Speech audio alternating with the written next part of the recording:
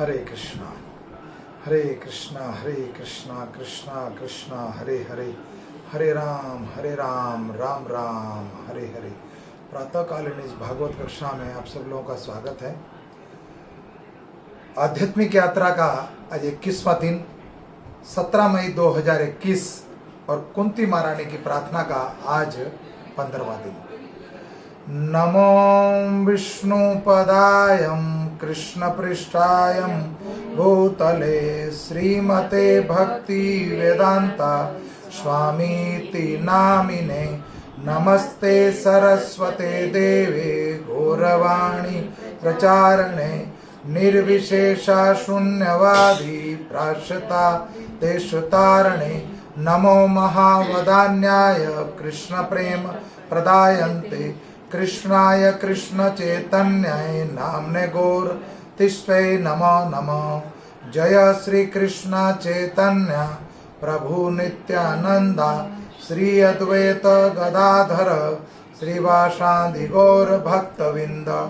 वांछाकल्पतरुभक्षा कृपा सिंधु एव च पतितानां पावनेभ्यो वैष्णवेभ्यो नमो नमो। हरे कृष्णा कृष्णा कृष्णा हरे हरे, हरे राम राम राम हरे हरे। हरे कृष्णा कृष्णा कृष्णा हरे हरे, हरे राम राम राम हरे हरे।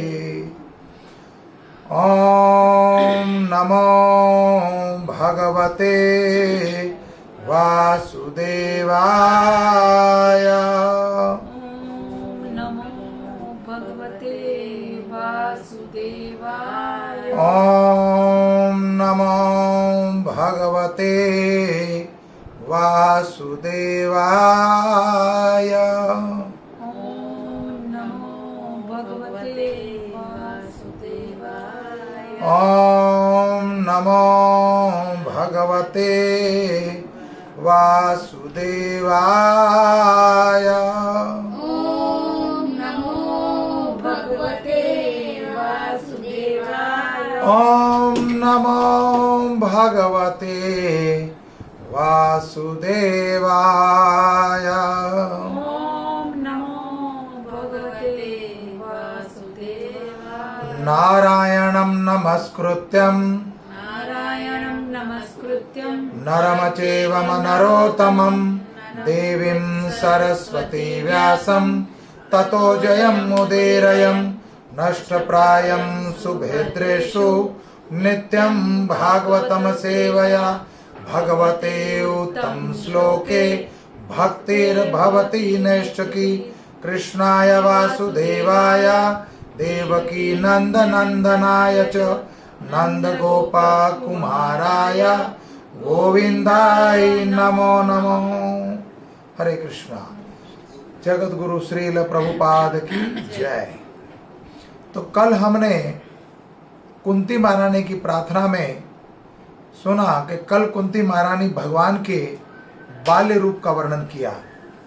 आगे यहाँ पर वर्णन आ रहा है भागवतम के प्रथम स्कंद के 8वां अध्याय का 33वां श्लोक,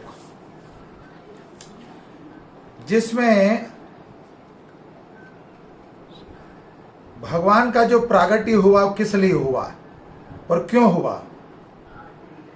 अपरे वसुदेवस्य देवक्या चायितो तुम भाग्यत अज सत्वमस्य क्षेमया वधाय च सुरदिश शाम।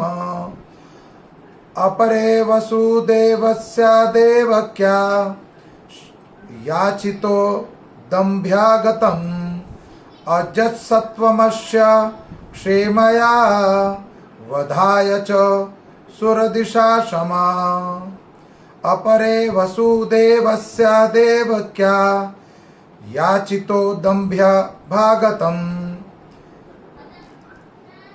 याचितो दम्भ्यागत अस्मतमश्चित क्षेमया वधाय च सुरदिशा क्षमा।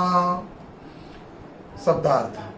अपरे अन्य लोग। वासुदेवस्य वसुदेव का, देवक्या देवकी का, याचित प्रार्थना किए जाने पर, अभ्यगात जन्म लिया, अज अजन्मा, त्वमा तुम आप हो, अश्य इसके, क्षेमयाय कल्याण के लिए, वधाया वध करने के लिए, च तथा, सूर्य दिशा में देवताओं से ईर्षा करने वालों का। अनुवाद और तात्पर्य जगत गुरु श्रील प्रभुपाद जी के द्वारा। जगत गुरु श्रील प्रभुपाद की जय। अन्य लोग कहते हैं कि चूंकि वसुदेव तथा देवकी दोनों ने आपके लिए ही प्रार्थना की थी, अतः आप उनके पुत्र रूप में जन्मे हैं। निस्संदेह ही आप अजन्मे हैं, फिर भी आप देवताओं का कल्याण करने के लिए, तथा उनसे ईर्ष्या करने वाले असुरों को मारने के लिए आपने जन्म लिया है। यह भी कहा जाता है कि वसुदेव तथा देवकी ने अपने पूर्व जन्म में सुतपा तथा प्रश्नी के रूप में भगवान को पुत्र रूप में प्राप्त करने के लिए कठिन तपस्या की थी। इसके फलस्वरूप भगवान उनके पुत्र रूप में प्रकट हुए। भगवत गीता में पहले ही घोषित कर दिया जा चुका है कि भगवान संसार के समस्त लोगों का कल्याण करने के लिए तथा असुरों या भौतिकवादी नास्तिकों को विनष्ट करने के लिए प्रकट होते हैं। कुछ कहते हैं कि जब ये संसार भार से बोझित समुद्री नाव की तरह भांति अत्यधिक पीड़ित हो उठता है, तथा आपके पुत्र ब्रह्मा ने प्रार्थना की, तो आप कष्ट का शमन करने के लिए अवतरित हुए। ब्रह्मा जी का अवतरण कब हुआ और ब्रह्मा जी कौन है? तो यहां पर बताया, ब्रह्मा जी सृष्टि के पश्चात तुरंत उत्पन्न प्रथम जीव हैं। तो पहले यहां पर इस शब्द को ध्यान से सुनिए, अनुवाद को। आपके पुत्र, भगवान को माता कुंती कहती हैं, आपके पुत्र ब्रह्मा ने प्रार्थना की थी तो आप कष्ट का शमन करने के लिए अवतरित हुए। तो कुंती महारानी भी मान रही है कि सर्वज्ञ भगवान सर्वत्र है और साक्षात त्रिलोकी के नाथ हैं। आगे कहती है कुंती महारानी, ब्रह्मा सृष्टि के पश्चात तुरंत ही उत्पन्न प्रथम जीव है तथा नारायण के पुत्र हैं। गर्भोदक्षाय विष्णु के रूप में नारायण भौतिक ब्रह्मांड में सर्वप्रथम प्रविष्ट हुए। आध्यात्मिक संपर्क के बिना पदार्थ से सृष्टि नहीं हो सकती। इस सिद्धांत का पालन सृष्टि के प्रारंभ से ही किया जाता रहा है।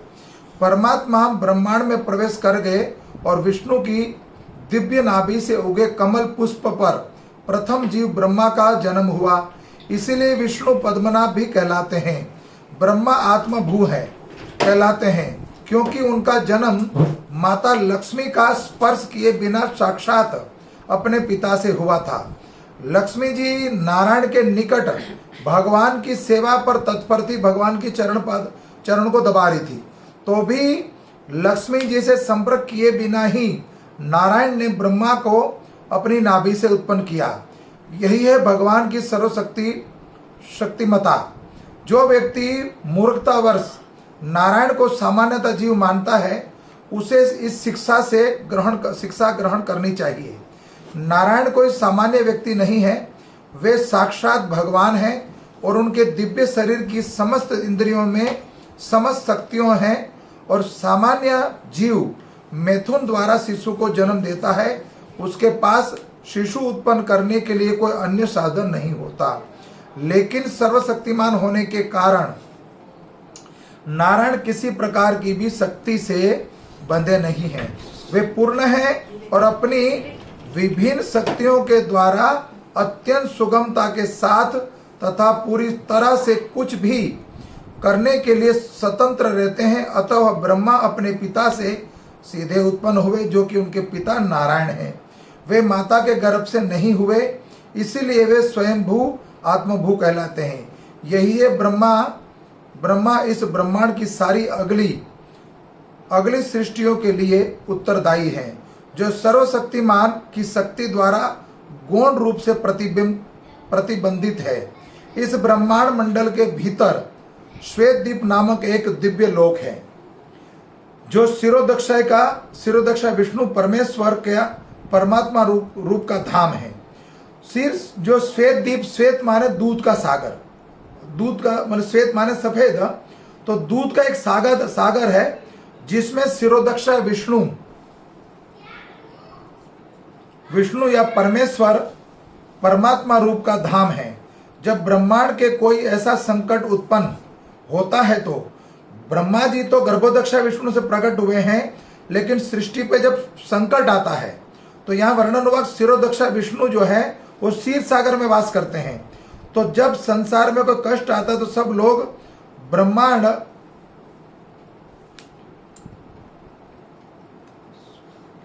जब संकट उत्पन्न होता है तो जिसे अधिशासित देवता नहीं सुलझा पाते, जो देवता उस कष्ट को नहीं सुलझा पाते, तो वे उसे दूर करने के लिए, उस कष्ट को दूर करने के लिए ब्रह्मा जी के पास जाते हैं। यदि ब्रह्मा जी भी उस कष्ट को नहीं सुलझा पाते हैं तो शिरोदक्षय विष्णु के पास प्रार्थना करते हैं, परामर्श देते हैं और उनसे अवतार लेकर समस्या का समाधान करने की प्रार्थना करते हैं। ऐसी समस्या कंस तथा अन्य राजाओं के शासन काल में उत्पन्न हुई थी और ये पृथ्वी असुरों के दुष्ट कर्मों से बोझित हो उठी थी। तब अनेक देवताओं और समेत ब्रह्मा ने शिरोदक्षय विष्णु के सागर के तट पर जाकर प्रार्थना की। तब उन्हें बताया गया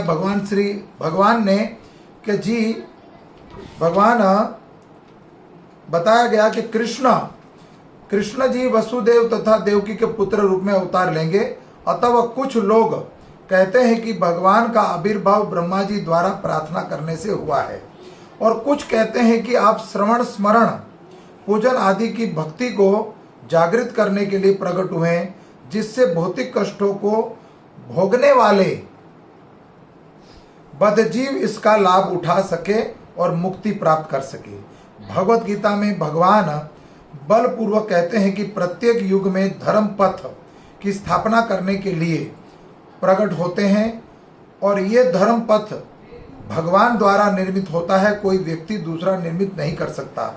आज के कली काल में जैसे प्रकृति को कोई मानता नहीं, नियमों को नहीं मानता, लेकिन यहाँ भगवान कहते हैं ये कोई दूसरा व्यक्ति इसको स्थापित नहीं कर सकता। जैसा कि कुछ महत्वाकांक्षी लोग करने लगे हैं।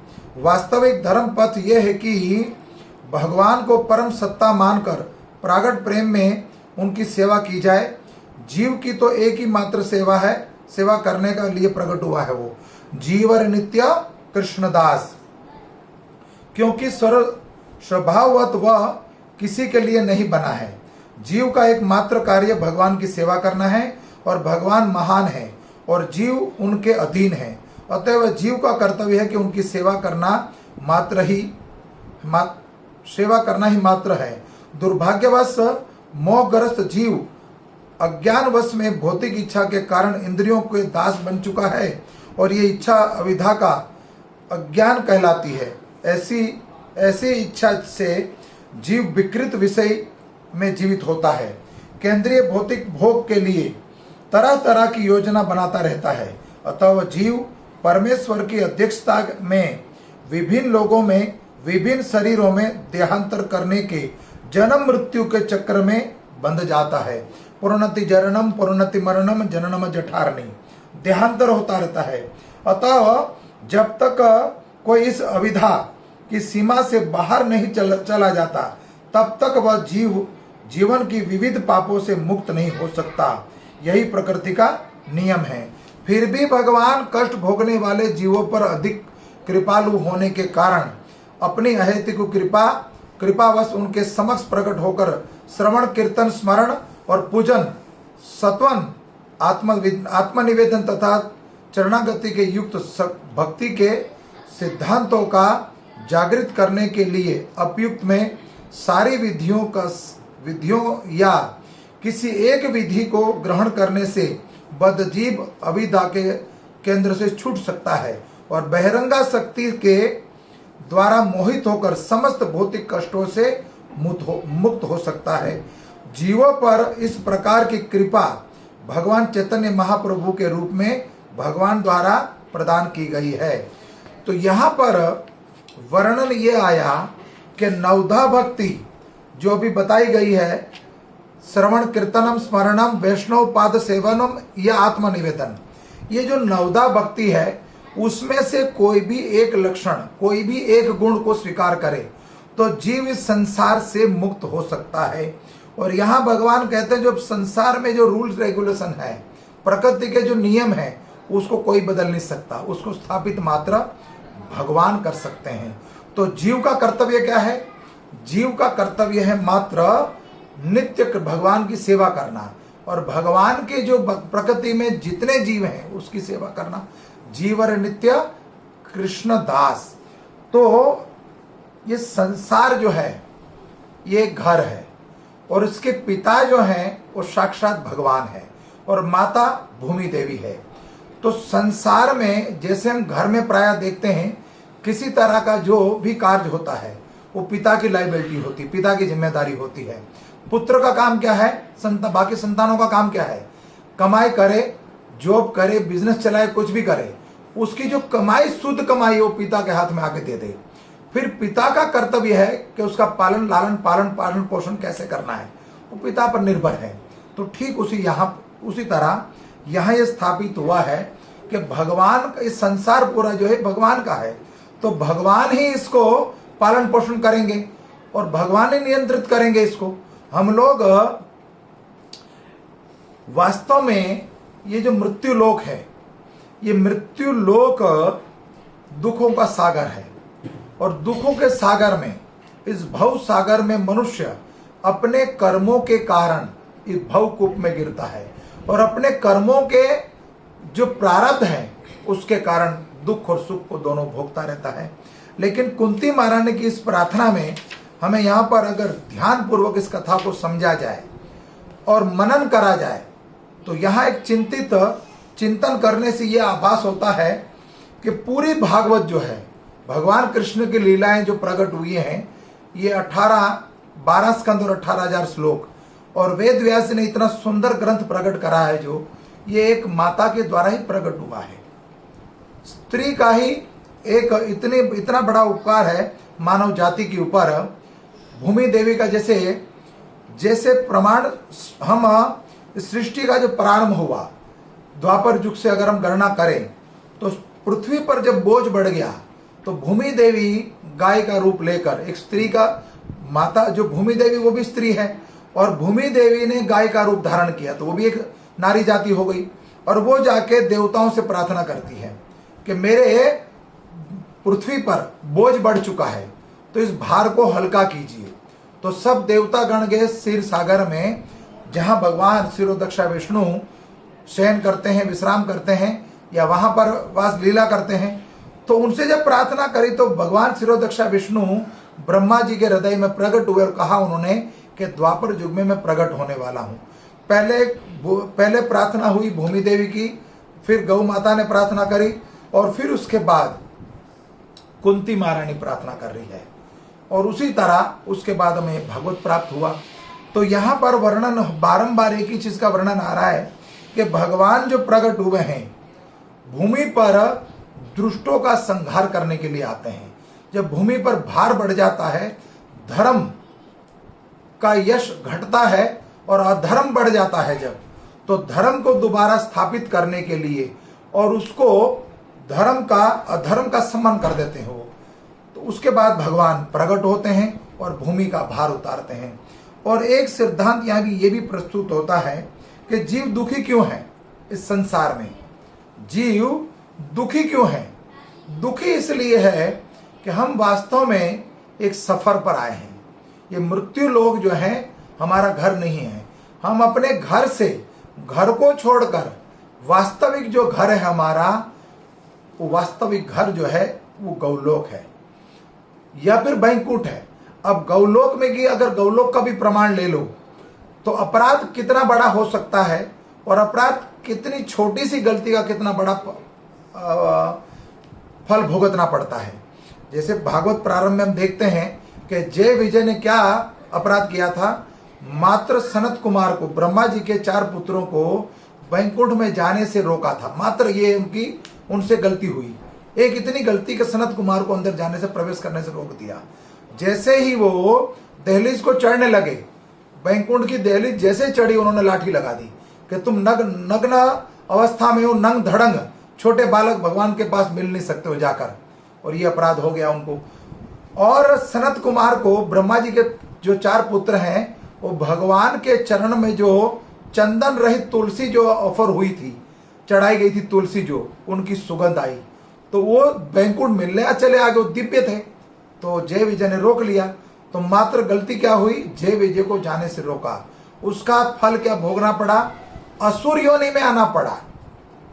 असुर योनि में आना पड़ा। एक ब्राह्मण का श्राप लगा और असुर योनि में 3 बार आए जय और विजय। तो सर्वप्रथम सत्यलोक में कौन आए, हिरण्याक्ष और हिरण्याकश्यप। फिर तेतरा युग में रावण और कुंभकर्ण, और द्वापर युग में दंतवक्त और शिशुपाल। ये अगर वेर भाव से भगवान को भजते हैं तो 3 जन्म में उद्धार हो जाएगा। अगर वो भक्ति भाव से भजते तो 7 जन्म लगते। तो वो भगवान से विरह सहन नहीं कर पा रहे थे, पीड़ा सहन नहीं कर पा रहे थे, उनका वियोग सहन नहीं कर पा रहे थे। वो कहते हैं चलो हम वेर भाव से भज लेंगे, लेकिन व्यक्ति की उत्कंठा होनी चाहिए। उत्कंठा नहीं है तो भजन नहीं हो पाएगा। कई बार भोर में जब उठते हम तो उत्कंठा ये होती कि जल्दी से स्नान करें और गायत्री करें और तुरंत जप में बैठ जाएं और भगवान के नाम का सिमरन करें। ये अंदर से जिज्ञासा और उत्कंठा होनी चाहिए। भगवत प्राप्ति के लिए हम कितने ललायित हैं। तो वास्तव में मैं कह रहा था, अपने घर से हम मृत्यु लोक में अपने कर्मों के द्वारा भवकूप में गिरे हुए तो हम भूल चुके हैं अपने घर को। और हम जब मृत्यु लोक में इस संसार में रहते हैं तो अब कहीं किसी यात्रा पे जाते हैं, पिकनिक पे या कहीं सफर के लिए निकल पड़ते हैं, तो आप बहुत महत्वपूर्ण या सबसे सुखद देश हो जो जहाँ हर तरह का सुख प्राप्त हो। आप स्विट्जरलैंड चले जाओ और कोई उससे भी ऊपर का देश हो, मुझे नहीं पता, वहाँ चले जाओ, या किसी धाम में चले जाओ, तीर्थ में चले जाओ, या पिकनिक पॉइंट पे चले जाओ, हिल स्टेशन पे चले जाओ, तो कितने दिन रुक सकते हो आप? उसकी एक लिमिट है, सीमा है। कुछ समय बाद आपको यह आभास होगा कि नहीं, अब जो है ये स्थान छोड़कर अपने घर वापस चला जाए, है ना। तो जब मृत्यु लोक में हमारे सामने कई लोग जाते हैं, हमारे परिवार के लोग, समाज के लोग, तो हम देखते हैं हमारे से पहले क्यों चला गया। तो वो उसके कार्य था वो पूरा हो गया, तो घर वापस जा रहा है। तो वास्तव में ये जो घर है मृत्यु लोक, ये हमारा घर नहीं है। ये तो हमारे कर्मों के कारण हम भवकूप में गिर चुके हैं। तो जिस समय थकेंगे हम इस सांसारिक सुख भोगते भोगते, सुख नहीं वास्तव में दुख ही है, दुखालय, सुखालय नहीं है। तो किसी दिन वापस कम बैक अपने होम, अपने टाउन चले, अपने घर चले। जितना सुख घर में मिलता है आपने देखा ही होगा, किसी हिल स्टेशन पे, किसी तीर्थ में नहीं मिल सकता। सुख आके शांति मिलती है जब घर में आके शयन करता आदमी, अपने बच्चों के साथ रहता। तो हमारा वास्तव में जो परिवार है वो भगवान श्री कृष्ण के साथ गौलोक धाम में है।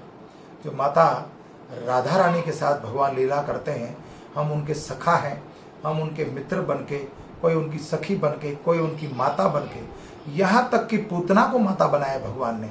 जिसने विष पिलाया उसको भी धात्री की गति दे दी और अपने धाम में बुला लिया। तो हम अपना घर से निकल चुके हैं एक बार, तो वापस जाना चाहते हैं। असली सुख की प्राप्ति कब होगी? जब अपने घर वापस जाएंगे हम। तो संसार से निवृत्त होने की आवश्यकता है। हम जितनी जल्दी निवृत्त हो जाएं, संसारिक सुखों से कभी तो हार मानो। आपने देखा होगा संसार के अंदर ऐसा कौन सा सुख है जो आपको, किसी कोई ऐसा पदार्थ बता दो मेरे को जिससे आपको सुख की प्राप्ति होती हो ही नहीं सकता। अब सुंदर भोजन, स्वादिष्ट भोजन आपके सामने रख दिया जाए, आपका पेट जब भर गया, डकार आ गई एक बार, उसके बाद स्वादिष्ट गुलाब जामुन आपके सामने रख दिए जाए तो आप खाओगे नहीं। वो विष के समान लगेंगे, अपच हो जाएगा। ज्यादा धन, ज्यादा अन्न, ज्यादा स्वादिष्ट भोजन, ज्यादा रूप रंग, स्त्री संग, पुरुष संग, संसारिक संपत्ति का सुख, संसारी वैभवों का सुख, इसकी गति नहीं है। ज्यादा जो कुछ हो जाएगा उससे निकलने की जिज्ञासा होती है। आप जब भी किसी सफर में जाते हो तो जिस ट्रेन में, जिस वायुयान में, हवाई जहाज में या बस में अगर एग्जिट ना हो, उस यात्रा में, उस ट्रेन में, उस वायुवाहन, उस जहाज में या उस बस में कभी सफर करोगे जिसमें एग्जिट ना हो, सिर्फ एंट्री गेट हो और एग्जिट ना हो। तो हम लोग क्या हो चुके हैं, सब लोग, हमारा मनुष्य का जो देह का स्वभाव बन चुका है, हम सब ग्रह मेधी बन चुके हैं। ग्रह मेधी समझते हो? ग्रह मेधी बोला जाता है उसको। हरे कृष्णा।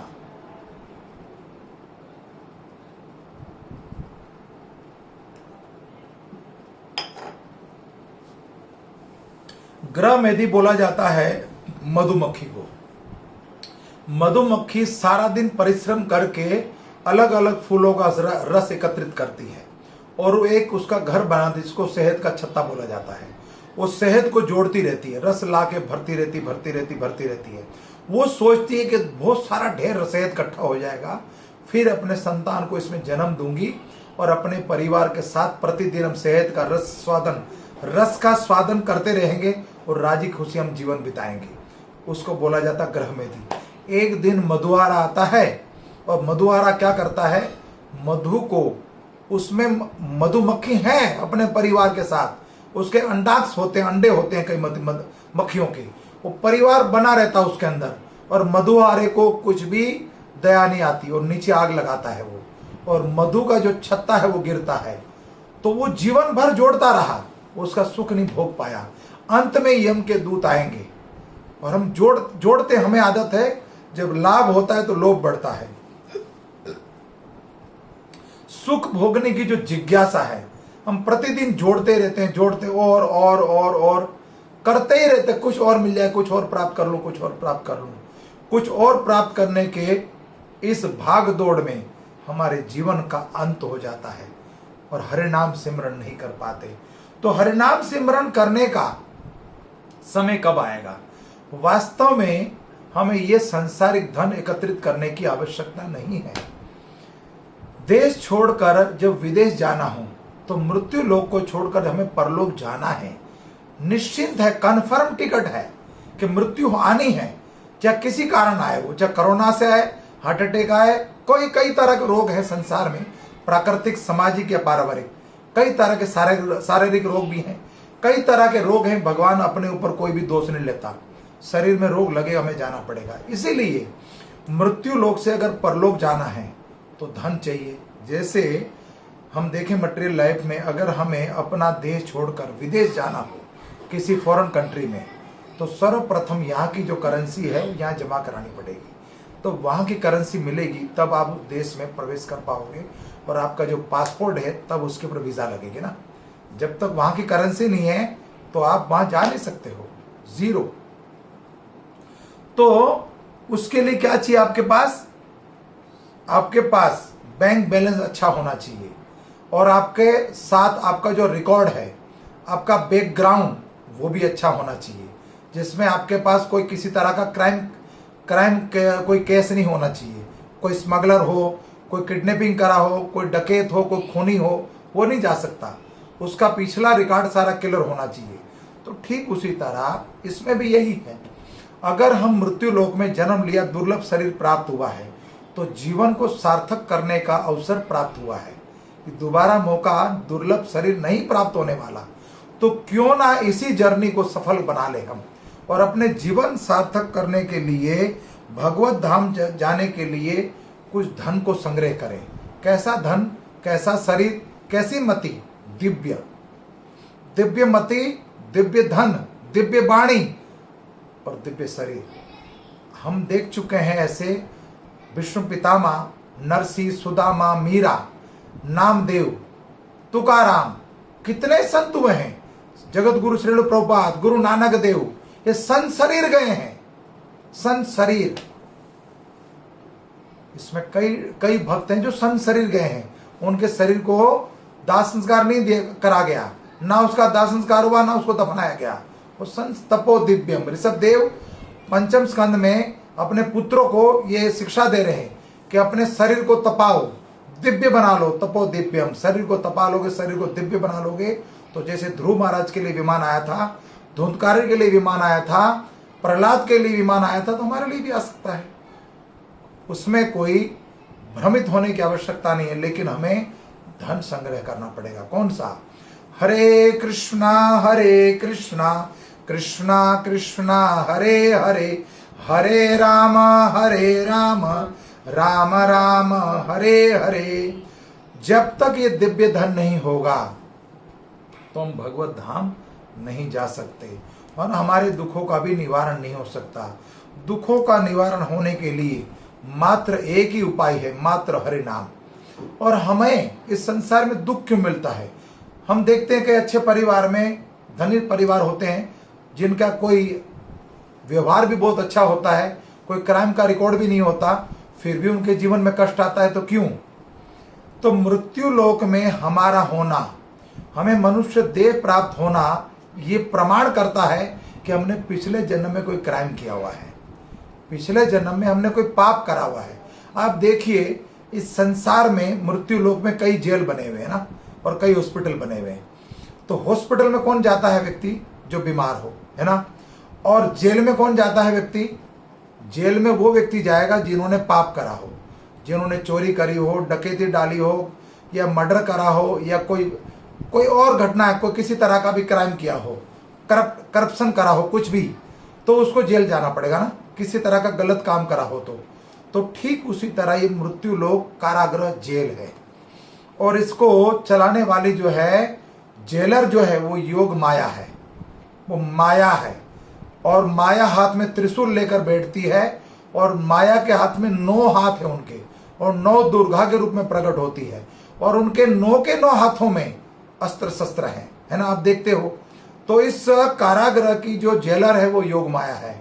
लेकिन अगर आपने अच्छे से, ये कोरोना काल में बहुत अच्छा समय मिला आपको, आपका होमवर्क अगर पूरा कर लो आप, हमारा होमवर्क छूटा हुआ है, अगर हम होमवर्क लेसन पूरा कर लें अपना, जो आपके टीचर ने, आपको गुरु ने दिया है होमवर्क करने के लिए, अगर वो होमवर्क पूरा हो गया तो एग्जाम में आप पास हो जाओगे।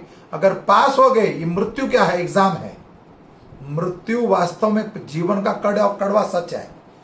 ये कड़वा सच यही है, अंत समय में आपके करे हुए कर्म का लेखा जोखा, डेबिट क्रेडिट क्या आपके अकाउंट्स में है। मृत्यु जीवन का कड़वा सच यही है। अगर आपने अच्छे कर्म करे हैं, भजन करा है, भक्ति करी है, तो भगवत धाम, और बहुत ज्यादा पुण्य करे हैं, बहुत ज्यादा पुण्य दान पुण्य करे हैं, तो स्वर्ग लोक में। और क्राइम करा है, पाप करा है, प्रकृति के खिलाफ, मनुष्य के खिलाफ, या किसी जीव के प्रति अपराध करे हैं, तो फिर नरक तैयार है। तो आपका रास्ते 3 खुले हुए हैं, स्वतंत्र हो आप। मृत्यु लोक में आने के बाद जो भी कुछ करना चाहते हो स्वतंत्र हो, वो आपके हाथ में है। तो मनुष्य देह मिलाए, वाहन दिया हमें, तो वाहन को लेके हम गलत दिशा में ना जाए। वाहन मिलने के बाद सुंदर शरीर, दुर्लभ शरीर प्राप्त हुआ है, तो गलत डायरेक्शन में ना जाएं। तो हमें अच्छे ड्राइवर की आवश्यकता है, अच्छे गुरु की आवश्यकता है, सही सलाहकार की आवश्यकता है। जैसे पांडवों का सही सलाहकार था विदुर, और कौरवों का सलाहकार था शकुनी, तो सबको मरवा दिया। एडवाइजर था उनका कौरवों का कौन? शकुनी। और पांडवों का एडवाइजर कौन था? विदुर जी। और उनका सारथी कौन बना था? साक्षात भगवान श्री कृष्ण। उनकी गाड़ी जो चला रहे थे, अर्जुन की जो गाड़ी चला रहे थे, वो भगवान के हाथ में उनकी डोरी थी। तो हम भी अपना जो रथ है, ये मनुष्य देह रूपी जो शरीर प्राप्त हुआ है, उस रथ को चलाने के लिए साक्षात प्रभुपाद ने इतनी बड़ी संस्था बनाई, international Krishna conscious society, Krishna Bhavanamrit Sangh. तो क्यों ना हम मंदिर में जाकर संत शास्त्र और मंदिर शास्त्रों का संग करें, ग्रंथ भागवत और भक्त भागवत, किसी महाभागवत का संग करा जाए और जीवन को सार्थक करा देगा वो। एक बार गुरु नानक देव अपने शिष्यों के साथ हरिनाम करते हुए, भगवान के नाम का सिमरन करते हुए, गुरु नानक देव भगवान गुरु ग्रंथ साहब में हरि नाम सिमरन और राम नाम सिमरन का भी वर्णन है। ये नहीं कि गुरु नानक देव हैं, अगर वो सिख धर्म को मानते हैं तो हरि का नाम सिमरन नहीं करते। तो हरि का नाम सिमरन करते अपने शिष्यों के साथ विचरण कर रहे थे। तो उनके शिष्यों ने बोला, गुरुदेव इस पथ पर, इस मार्ग पर एक भयावक डाकू रहता कालिया, वो सबको लूट लेता है। तो गुरु ग्रंथ साहब की वाणी किसके पास है? गुरु नानक देव के पास। तो नानक देव ने बोला कि मेरे पास कोई है ही नहीं, धन तो है ही नहीं, मेरे पास तो दिव्य धन है, वो उसके किसी काम का नहीं है। तो गुरु नानक देव को या वाणी को इतनी महानता हम क्यों देते हैं? जब गुरु ग्रंथ साहब की कहीं शब्द वाणी होनी होती है, हम अपने घर गुरु ग्रंथ साहब को कैसे लाते हैं? या कहीं भागवत सप्ताह होने वाला हो या राम कथा होने वाली हो, तो उसको हम कैसे आगमन देते हैं? रामचरितमानस या वेद व्यास के मुख से बोली गई भागवत, या फिर गोस्वामी तुलसीदास के मुख से बोली गई रामचरितमानस, या गुरु ग्रंथ साहब गुरु नानक देव के द्वारा। तो हम क्या करते हैं? उस पथ को धोते हैं, उस रोड को धोते हैं और अपने मस्तक पर उस वाणी को धारण करके जाते हैं। क्यों? उसको रिस्पेक्ट देते हैं इतनी कि उसमें प्योरिटी है।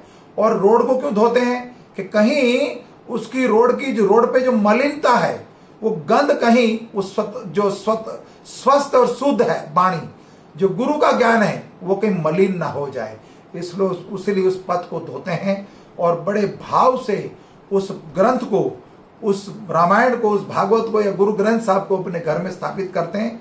और चामर डुलाते हुए वाणी करने वाला, शब्द बोलने वाला, जो व्यास आसन पर बैठकर बोलेगा, भगवत वाणी सुनाएगा और जीवन सफल करा देगा। तो गुरु नानक देव कहते हैं मेरे पास तो कुछ है ही नहीं दिव्य धन के सिवा, तो मेरे से क्या लूटेगा वो? तो नानक देव के साथ उनके शिष्य भी चल रहे हैं और नानक देव उसी रास्ते में चल पड़े जहां पर वो कालिया डाकू रहता था। तो यहां से सिद्धांत प्रस्तुत होना होता है, इसको समझना है और इसको मनन करना, चिंतन करना। कथा सुनने के बाद कल भोर में, आज कथा सुन लो तो कल मनन करना जरूर कि इससे हमें क्या ज्ञान प्राप्त हुआ। तो गुरु नानक देव जब कालिया के पास पहुंचे, तो कालिया के पास पहुंचकर गुरु नानक देव ने कहा कि कालिया, मैंने सुना है तेरे पास बहुत धन है, बहुत पैसा है। कहता हाँ मेरे पास है। तो तू भी अपने पास जो कुछ है सब निकाल। तो फकीर थे, उनके पास क्या मिलना था? संत है वो तो, गुरु नानक देव के पास क्या मिलना नाम के अलावा? तो कहते मेरे पास तो कुछ है नहीं, अगर लेकिन तू मेरे से कुछ लेना ही चाहता है। तो उन्होंने अपनी पगड़ी से, अपनी पग से एक सुई निकाल के दी। किसको? कालिया को, कि ये ले, जिस वक्त तेरा शरीर छूटेगा, तेरी मृत्यु होगी, जिस वेले तेरा शरीर छूटेगा, जिस वेले तू उत्ते जाएगा, उस वेले इस मेरी सुई नु नाल लेके जाई, और मैं जब जिस वेले तू उत्ते जाएगा तेनू में उत्ते मिलांगा, उस वेले मैनू दे दे तू। तो कालिया ये सोचने लग गया कि मृत्यु के समय तो व्यक्ति कुछ भी नहीं ले जा सकता, क्योंकि कफन में जेब नहीं होती। व्यक्ति नग्न पैदा होता और नग्न ही जाता है, और कफन में जेब नहीं होती। ये संग्रह तो हम मृत्यु लोक में ही कर सकते हैं। बैंक बैलेंस बना लेते हैं, अलमारी, घर के अंदर अलमारी है, पॉकेट इतने बनवा लेते हैं, 6 पॉकेट का हम कुछ सिलवा लेते हैं आज के समय में। तो यहाँ सब कुछ संग्रह करने की सुविधा है, लेकिन अंत समय जब घर वाले आपको भेजेंगे तो आपके तन के ऊपर एक वस्त्र भी नहीं रहने देंगे, मात्र कफन डाल दिया जाएगा, और कफन कैसे सिला हुआ नहीं होता। तो कालिया कहता वास्तव में संत जो बोल रहा है सच्ची घटना बात बोल रहा है। तो मृत्यु के बाद तो इनकी सुई कैसे ले जाऊंगा मैं? तो सब कुछ मुझे यहीं छोड़ना पड़ेगा। जैसे हम देश छोड़ के विदेश जाते हैं तो सब कुछ यहाँ छोड़ते हैं, तब वहाँ की करेंसी मिलती है। तो कालिया ने उसी समय गुरु नानक देव के चरण पकड़ लिए कि मुझे क्षमा कर दीजिए, लेकिन आप जैसा कोई महापुरुष, महाभागवत मुझे आज तक नहीं मिला। तो कोई महाभागवत का संग हो जाए तो संसारिक जो संग्रह करने की हमारी आदत है, जैसे वो ग्रह मेधी मधुमक्खी जो इकट्ठा करती रही और अंत काले मधुआर आया और सब कुछ ले गया, ठीक उसी तरह हम संसार में जितना मर्जी संग्रह कर लें, अंत काले जो घर का सबसे प्रिय बेटा होगा, पोता या बेटा, वो आपसे वसीयत पे साइन करवाएगा और आपको खाली हाथ भेज देगा। मरघट तक आएगा, आपका दाह संस्कार करेगा, पत्नी का संबंध घर की दहलीज तक, पुत्र का संबंध मरघट तक, और समाज का संबंध शोक सभा तक। उसके बाद क्या है? राम नाम सत्य है, हरि का नाम सत्य है। इन्हीं शब्दों के साथ अपनी वाणी को यहाँ मैं विराम देता हूँ।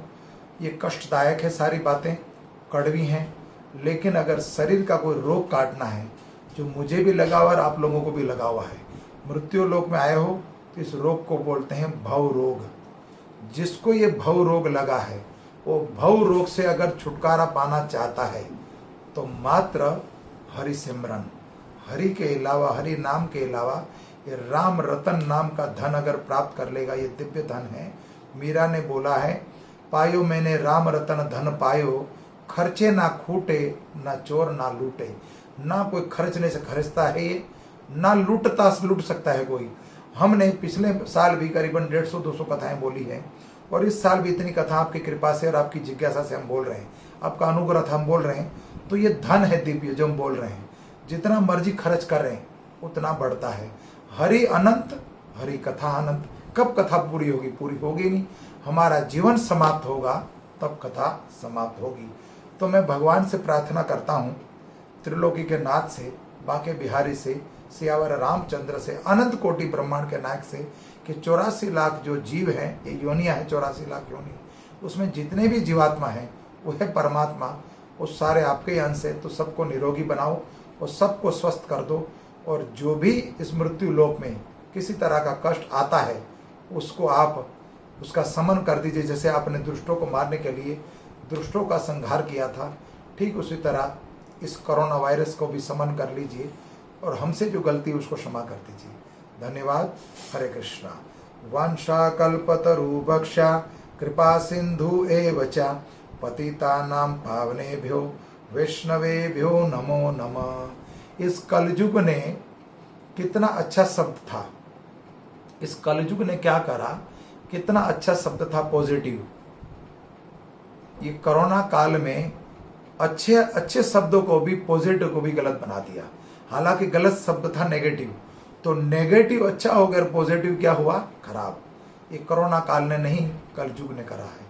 ये कलयुग की सेना है, कल हमने बताई थी। इस सभी तरह की उत्पात वही करती है। तो समय निकाल के और हरिनाम सिमरण करिए।